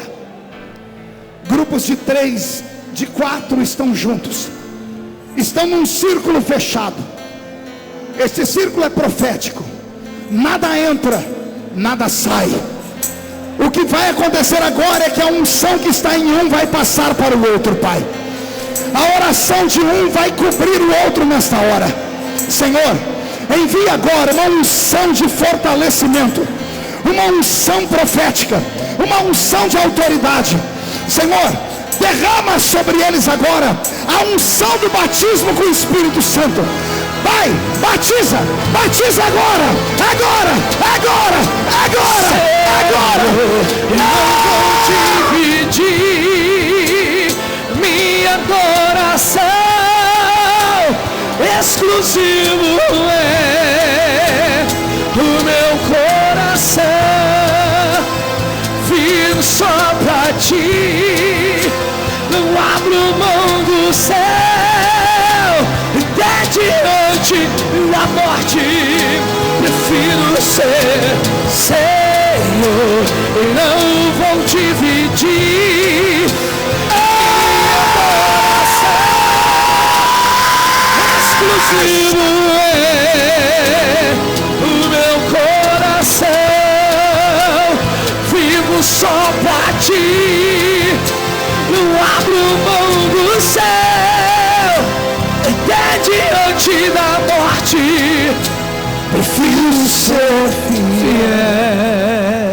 Pai, enquanto seus filhos estão orando, enquanto eles estão orando em círculos, nós vamos nessa hora invocar o poder de Deus que quebra todo medo. Senhor, o maior inimigo que nós temos é o medo. Medo do que as pessoas vão pensar, medo do que as pessoas vão dizer, medo de ter que ir e voltar. Pai, nós vamos copiar o rei Davi agora. A sua igreja que está em oração vai repetir comigo o Salmo 91. E na medida que estivermos cantando o Salmo 91, Pai, o Senhor vai quebrar o arco e cortar a lança.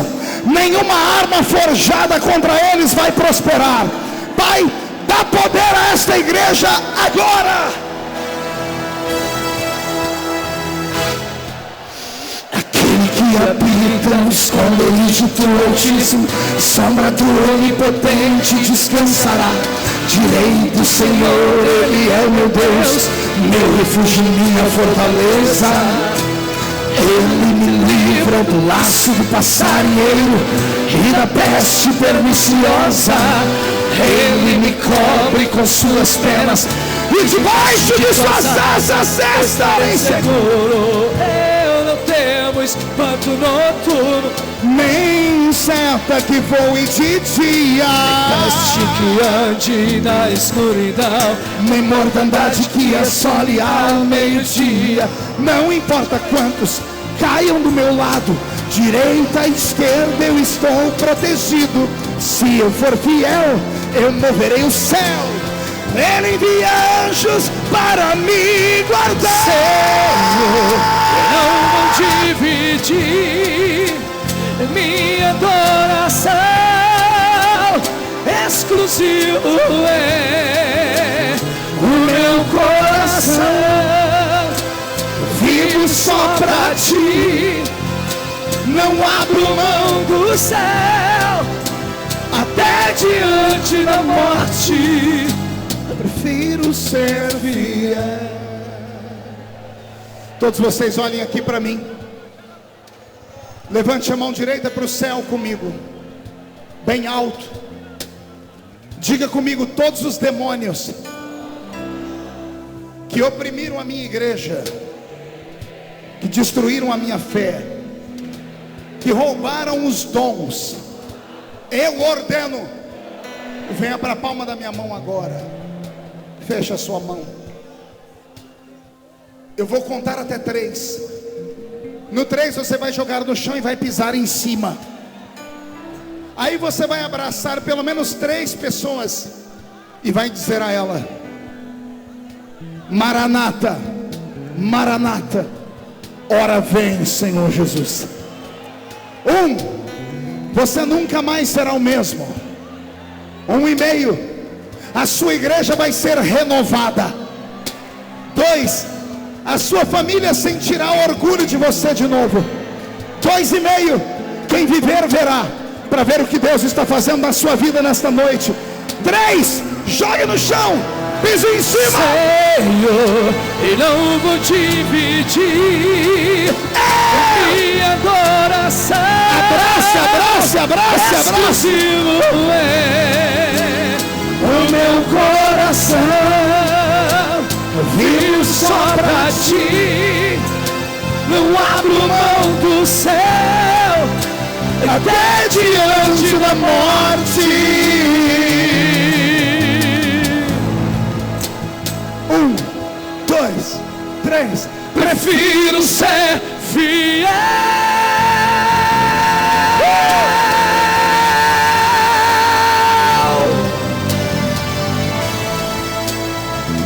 Quem pode dar a Jesus uma salva de palmas? Quem pode aplaudir e gritar? Quem pode aplaudir, gritar e dar um pulo para cima? Cai fora, Satanás! Estamos em guerra! Amém. Murcha a barriga e estufe o peito. Olhe nos olhos do seu irmão. Se não tiver vermelho, enfia o dedo no olho dele.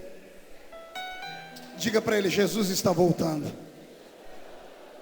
Ninguém volte para o seu lugar. Ninguém. Só abra um espaço aqui na frente para mim, por favor. Eu queria o corredor livre também, se a gente conseguir. A minha fé é maior do que isso. Eu preciso de um espaço maior do que esse. Pode continuar falando em línguas, pode continuar chorando. É uma cruzada evangelística. Eu seria covarde e desonesto se eu terminasse esse culto sem convidar 3 grupos de pessoas que estão dentro desse ginásio. O primeiro grupo são de homens e mulheres que estão afastados da igreja. O apelido que você recebeu é de desviado. Você tem ódio da igreja. A mágoa que está dentro de você é tão grande que faz você nunca mais entrar dentro de uma igreja. À noite, quando você vem da balada e passa perto da velha igreja, você tem vontade de entrar, mas não tem força para entrar. Você veio aqui hoje arrastado. Um amigo insistiu demais. E quando você veio, você disse: se Deus é Deus, Ele vai falar comigo de novo. E Jesus me mandou te dizer que Ele não aceita você fora da igreja mais. Ah, pastor, mas falaram que eu não presto. Jesus está me mandando te dizer que quem viver, verá. Você ainda vai ser pastor. Você tem promessa de ser esposa de obreiro. Você recebeu profecia da boca da sua avó, do seu avô. Você é o primeiro grupo que Jesus me mandou convidar. Enquanto você pensa. O segundo grupo são de homens e mulheres que são na igreja, estão na igreja, mas tem meses que não tomam a Santa Ceia. Eu não sei o que aconteceu. Eu sei que você não confia mais em pastor. Geralmente a gente procura o nosso sacerdote, confessamos a ele. Mas aconteceu alguma coisa na sua igreja que todo mundo ficou sabendo, a última pessoa que foi lá. Então você se autopuniu, você disse: eu mesmo fico sem tomar ceia, e quando eu me fortalecer eu volto. A Bíblia diz que quem não participa do corpo e do sangue está morto, não tem vida. Se a trombeta tocar agora, você não pode ir para o céu. Enquanto você pensa, porque eu ainda não convidei ninguém, as pessoas que estão vindo movidas pelo Espírito. O terceiro grupo são de homens e mulheres que não são evangélicos. E eu nem acredito que você ficou conosco aqui até esse horário. Teve irmão meu que foi embora, mas você ficou aqui. É sinal de que Deus tem algo muito grande na sua vida. Você não entendeu nada do que eu falei, amigo, mas sentiu tudo. O que eu faço, pastor? Entrega a sua vida para Jesus, e Ele vai entrar com providência na sua casa. Aquele inferno vai passar. Agora que eu apontei os 3 grupos, eu convido, se você está afastado, ou parou de tomar a ceia, ou não é evangélico, e acredita na oração de um sacerdote, saia de onde você estiver, e venha aqui na frente, perto de mim. Vou deixar na cruz. Cadê você? Tudo que passou, tudo que ficou pra trás. Olho pra você, corro pra você. Seu amor me chama.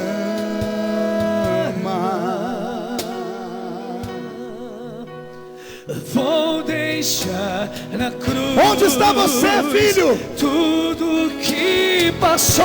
Filha, cadê você? Vem! Tudo que ficou. A igreja trabalhando. Olho pra você, corro pra você. Seu amor me chama. Solta a voz. Eu dependo desse amor, do seu amor, mais que tudo.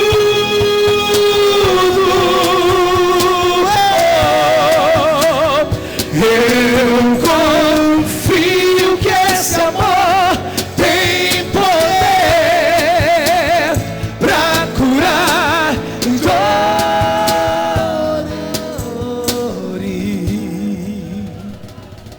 Mas alguém vai vir?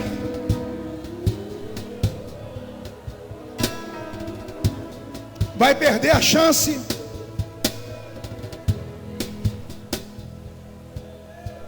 Olhe para mim. O ano passado eu enterrei um menino de 27 anos. Ele chegou na minha igreja, porque eu sou pastor de igreja também. Pediu para eu levar ele para uma clínica de recuperação de drogados, e eu não acreditava mais nele. Ele foi na frente da igreja um monte de vezes. Arrumava a casa de recuperação, ele fugia. Naquele dia eu não dei bola para ele. Ele correu atrás de mim e falou: pastor, dessa vez eu vou. Eu falei para ele: então eu quero você amanhã, 9 da manhã, aqui na porta da igreja. Eu tinha certeza que ele não ia. 9 da manhã do dia seguinte, ele chegou na igreja. Meus obreiros ligaram e eu disse: faça um culto com ele, mas um culto comprido. Prega, canta, grita. 1h30 depois me ligaram e disseram: pastor, além de ficar no culto, ele aceitou Jesus como Salvador. Aí o coração do pastor quebrou. Autorizei a secretária da igreja. Ela ligou para algumas casas de recuperação. 5 horas da tarde ele estava internado em uma casa de recuperação. Às 6 horas ele foi para o refeitório jantar. Enquanto ele estava jantando na frente de um pastor, e o pastor perguntando para ele o que ele queria ser na vida, e ele olhou e disse: se Deus me ajudar, eu quero ser um pregador igual o meu primo é. O nome dele era Marcelo Feliciano, meu primo. Quando foi 6h30 em ponto, o pastor disse que o Marcelo, comendo, deu uma repuxada para trás e caiu com o rosto em cima do prato, morto. Um ataque fulminante do coração matou o Marcelo. Quando me ligaram de lá, eu não acreditei. Precisou o IML do hospital me ligar para eu acreditar. Quando eu percebi que era verdade, eu sentei num canto e comecei a chorar. Eu disse: Deus, eu quase mandei o Marcelo para o inferno, porque eu não queria dar uma chance para ele. Nem eu, nem ele, nem ninguém sabíamos que no dia seguinte ele ia morrer. A igreja vai fechar os olhos inclinar a cabeça. E eu vou abrir a oportunidade de novo. Eu não sou de insistir, filho. Eu não sou de insistir, filha. Vem. Vem. Em nome de Jesus, arruma coragem. Sai do canto, sai do banheiro, sai da arquibancada, sai do meio do ginásio, sai da rua. Vem! Sua morte ali na cruz, carregando a minha dor. Isso. Você se expôs por mim. Isso, vem! Se entregou em meu lugar e me deu uma nova chance. Eu vou recomeçar. Vou deixar na cruz tudo que passou, tudo que ficou pra trás. Olho pra você, corro pra você, seu amor me chama. Toda a igreja. Eu dependo desse amor, do seu amor, mais que tudo.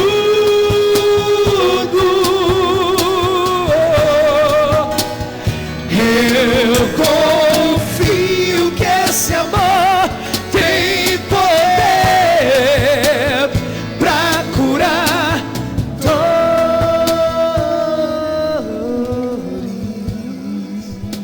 Pai, eu oro por essas vidas que vieram à frente. Eu oro nesse momento para que os pecados sejam perdoados. Não importa o que aconteceu, eles estão perdoados neste momento. O nome deles permanece escrito no livro da vida. Os que estão entregando a vida para Ti pela primeira vez, o nome está sendo escrito no livro da vida. Depois dessa noite, toda maldição herdada ou adquirida está quebrada. E quando saírem daqui, sairão escoltados no nome de Jesus Cristo. E a igreja que é soberana diz amém. Os que estão ajoelhados, fiquem de pé. Ajude eles a ficarem de pé. E todos os que estão de pé, olhem para mim. Olhem para mim, você que veio à frente.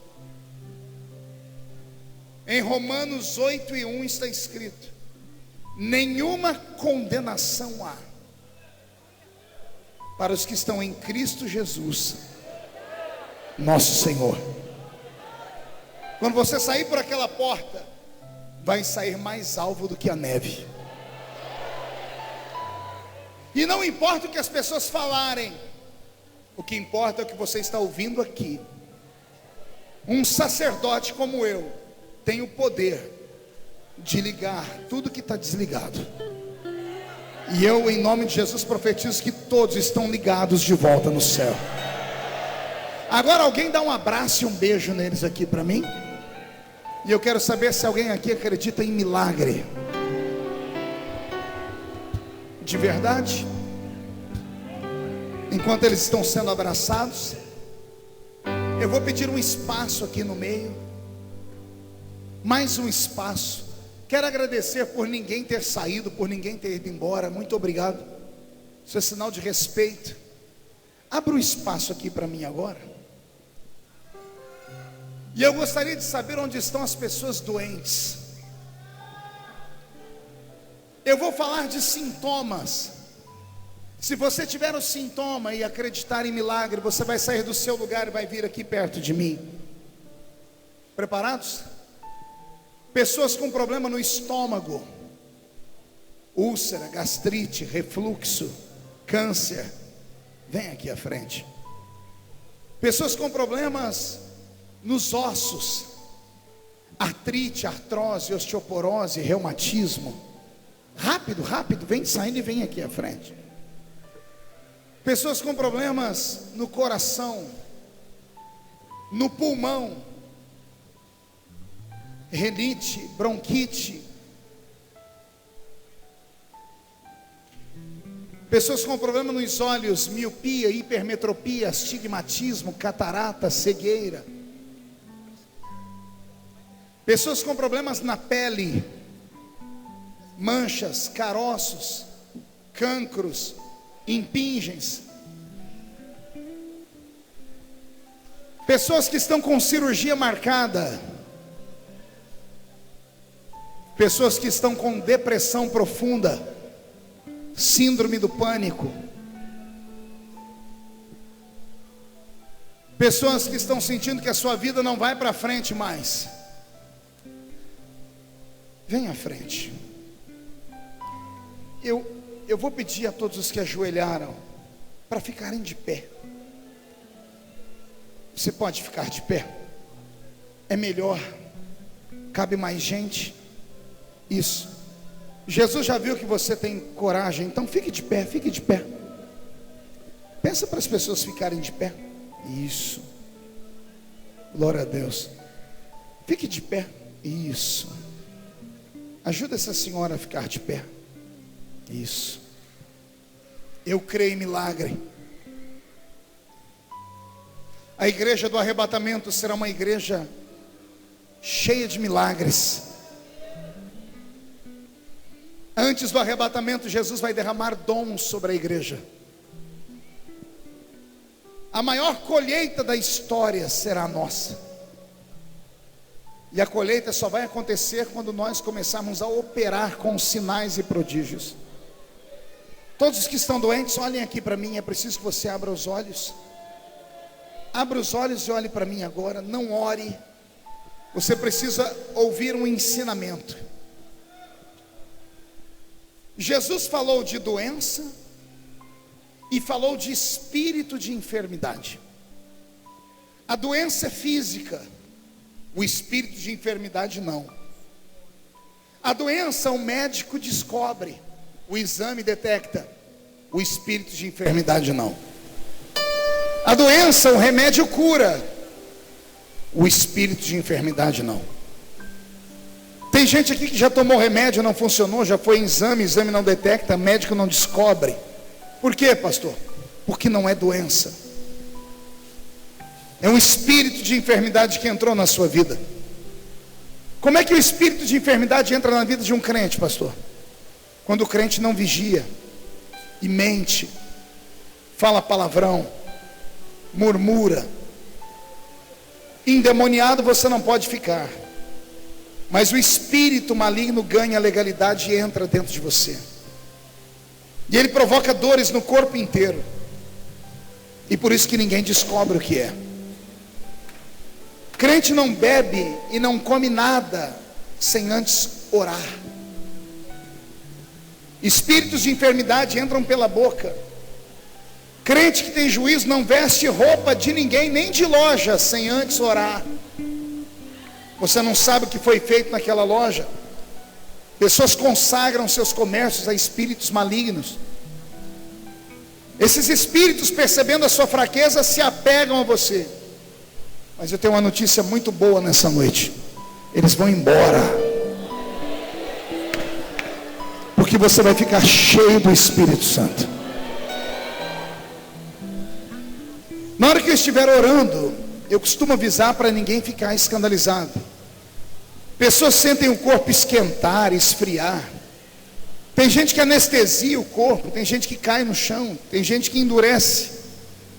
Eu só estou avisando para você não ficar com medo. Tem gente que vomita. Já tem gente vomitando aí? Já tem pessoas vomitando aqui. Olha ali, pastores. Há uma unção aqui. Quando começarmos, lembra que eu chamei pessoas com problema no estômago? Porque geralmente a obra de feitiçaria cala aí dentro.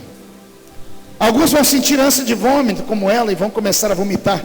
Dia desses, nós estávamos em um evento, uma menina vomitou uma agulha cirúrgica. Uma agulha cirúrgica saiu de dentro dela. Em Ji-Paraná, uma menina vomitou agulha amarrada com cabelo. Eu creio no Deus que cura. Alguém tem dúvida de que Deus está aqui? Abra a mão direita os que estão doentes. Coloque a mão no local da enfermidade.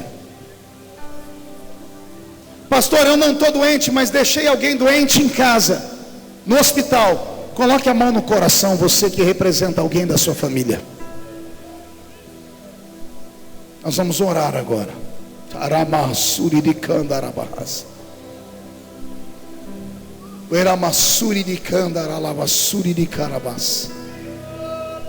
Em nome de Jesus.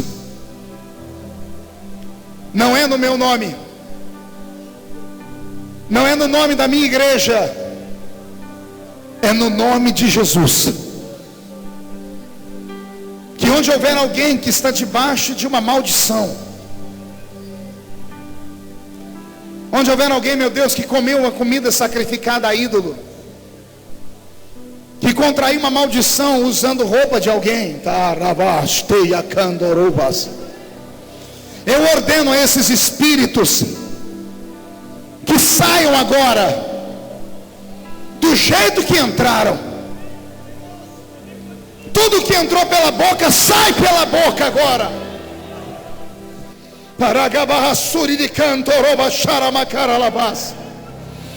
Senhor, coloque a sua mão no estômago desse homem. E tudo que estiver aí dentro desse homem, dessa mulher, meu Deus, eu quero que eles vomitem agora, porque a obra de feitiçaria não pode permanecer dentro deles. Sai!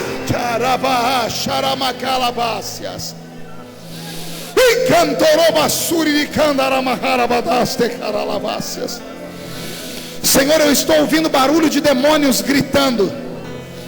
Estão falando comigo que estão na família há muitas gerações. Espíritos familiares estão me falando, ó Deus, que foi feito pacto pelos avós, pelos pais.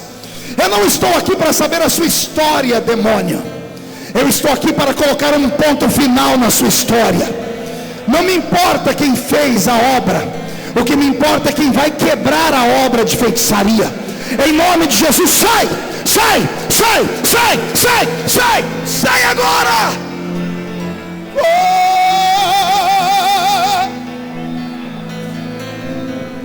Eu peço para que a igreja feche os olhos, viu? E ore, porque o que está saindo daqui vai procurar outro corpo para pegar. Eu quero que todos agora fiquem atentos. Se alguém for cair perto de você, como caiu uma pessoa ali atrás, você sentiu que a pessoa está caindo, segura ela, deita ela no chão e não toca mais nela. Pai, envia anjos aqui, anjos com espada de fogo na mão. Comece a cortar esses demônios, expulsando esses espíritos que provocam depressão, esses espíritos que provocam síndrome do pânico. E na medida que eles estão sendo libertos, o seu nome está sendo glorificado. Agora transforme este ginásio num grande centro cirúrgico, meu Pai. Onde houver alguém que precisa de uma obra de cirurgia, onde houver alguém que precisa de um transplante de órgãos, Pai, anestesia ele e ela e põe para dormir agora.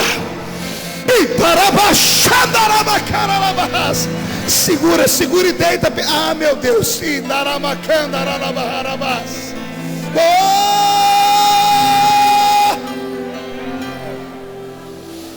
Vai limpando o coração, vai limpando o pulmão, vai limpando os ossos, a pele, vai limpando os nervos, vai limpando os olhos, os ouvidos, vai limpando a garganta, as cordas vocais, vai limpando, Senhor, toda moléstia, Senhor, vai tirando agora, Senhor, em nome de Jesus, toca em todas as partes do organismo, e arranca o tumor, arranque, Senhor, a enfermidade, arranca com raiz e tudo, meu Pai.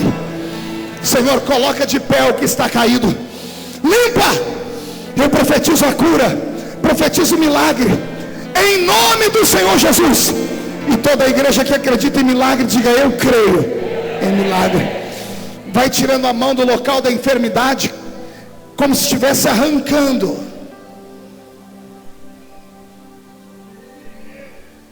Você vai fazer um pacto comigo agora. Ao detectar o milagre, você vai procurar a igreja ou algum programa de rádio, de televisão evangélico, e vai contar o que aconteceu aqui. Porque o testemunho contado abre porta de milagre para outros. Amém? Jogue no chão essa porcaria e pise em cima, porque eu creio em milagre. Mestre, eu preciso de um milagre. Transforme a minha vida, o meu estado. Jesus ainda está curando. Faz tempo que eu não vejo a luz do dia. Estão tentando sepultar minha alegria, tentando ver meus sonhos cancelados. Lázaro ouviu a sua voz quando aquela pedra removeu. Depois de 4 dias ele reviveu. Mestre, não, deixa ele aí, deixa ele. Só o teu nome tem todo o poder. Eu preciso tanto de um milagre. Quero ouvir. Remove.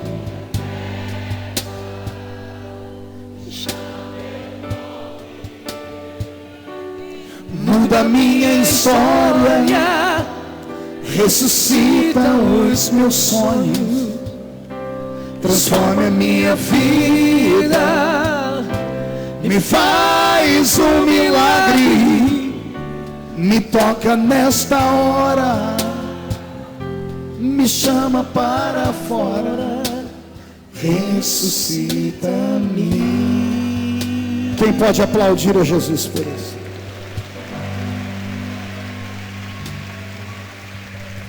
Amém? Olhe para mim. Quem ficou feliz com esse culto? Posso voltar em Barcarena outra vez? Então eu tenho um convite para te fazer, ó. Amanhã, às 19 horas, no Ginásio de Educação Física do Pará, lá em Belém, né?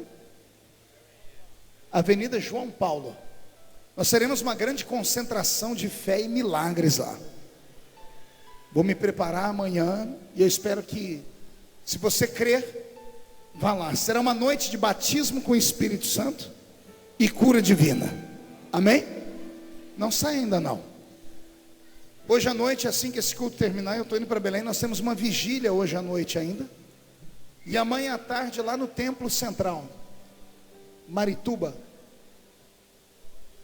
3 da tarde o culto em Marituba. Então, aquele que quiser encher a botija, me segue. Mas só vem se você for canela de fogo. Porque eu estou numa unção de milagres e prodígios. Alguém acredita nisso? Tudo que eu falei que Jesus ia fazer essa noite, Ele fez aqui. Eu podia nesse momento pedir testemunhos, mas Jesus não me autorizou. Porque a honra não é para mim, é para Ele. E algumas pessoas serão curadas quando chegarem em casa, quando forem fazer a sua higiene pessoal no banheiro. Não se assuste, o milagre vai te acompanhar. Mas tem uma coisa que Deus colocou no meu coração ainda nessa noite. Quem aqui está desempregado? Quem aqui está endividado? O sangue de Jesus tem poder. Quem aqui não tem casa própria? Quem não tem carro?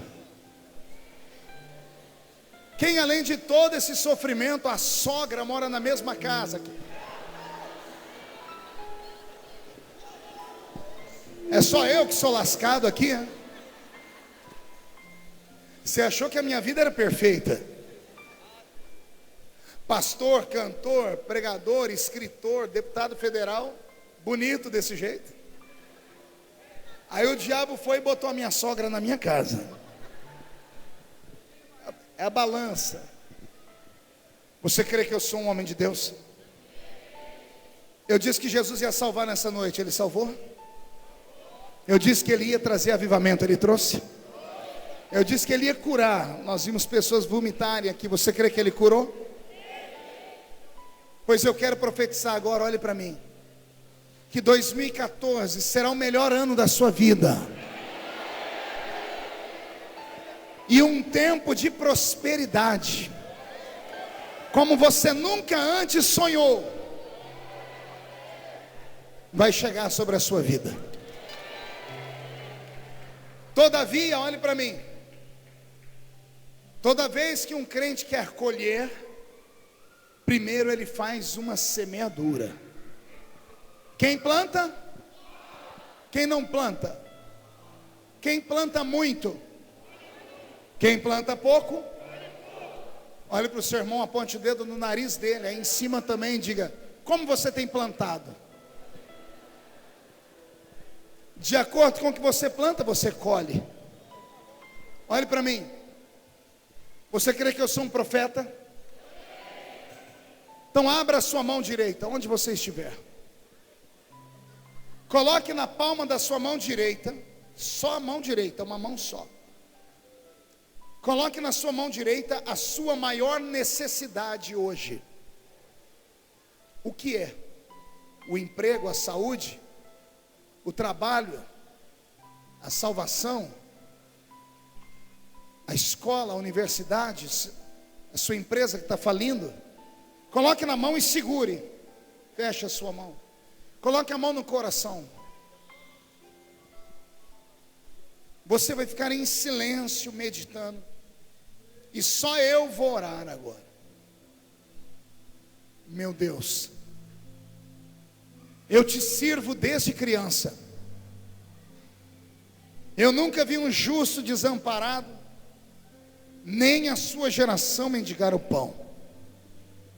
Um culto igual a esse não é normal e não é de sempre. Nós vimos sinais acontecerem aqui. E eu agora estou orando para que esta mão direita seja ungida, porque tudo que ela estiver segurando agora em forma de necessidade será transformado em uma possibilidade. Esta necessidade já não existirá mais, porque o Senhor vai entrar com providência, porque o seu nome é Jeová Jiré. Eu profetizo uma transformação de sofrimento em prazer, de tristeza em alegria, de humilhação em exaltação. Tudo que esta mão direita tocar a partir de hoje, próspero vai ficar. Tudo que esta mão direita tocar a partir de hoje, abençoado vai ficar. Tudo que esta mão direita tocar a partir de hoje vai se multiplicar. E eu profetizo isso no nome de Jesus Cristo, o Salvador da nossa alma. E a igreja que acredita, diga: eu creio. Olhe para a sua mão direita e diga: você está ungida. Você crê nisso? Eu profetizei 3 bênçãos sobre a sua mão. Primeiro, tudo que você tocar vai prosperar. Então cuidado que você toca. Segundo, tudo que você tocar abençoado vai ficar. E terceiro, tudo que você tocar vai multiplicar. Quem crê, diga: eu creio. Eu quero agradecer mais uma vez ao idealizador do evento, Elias. Deus te abençoe, viu, Elias? Sucesso, até o próximo.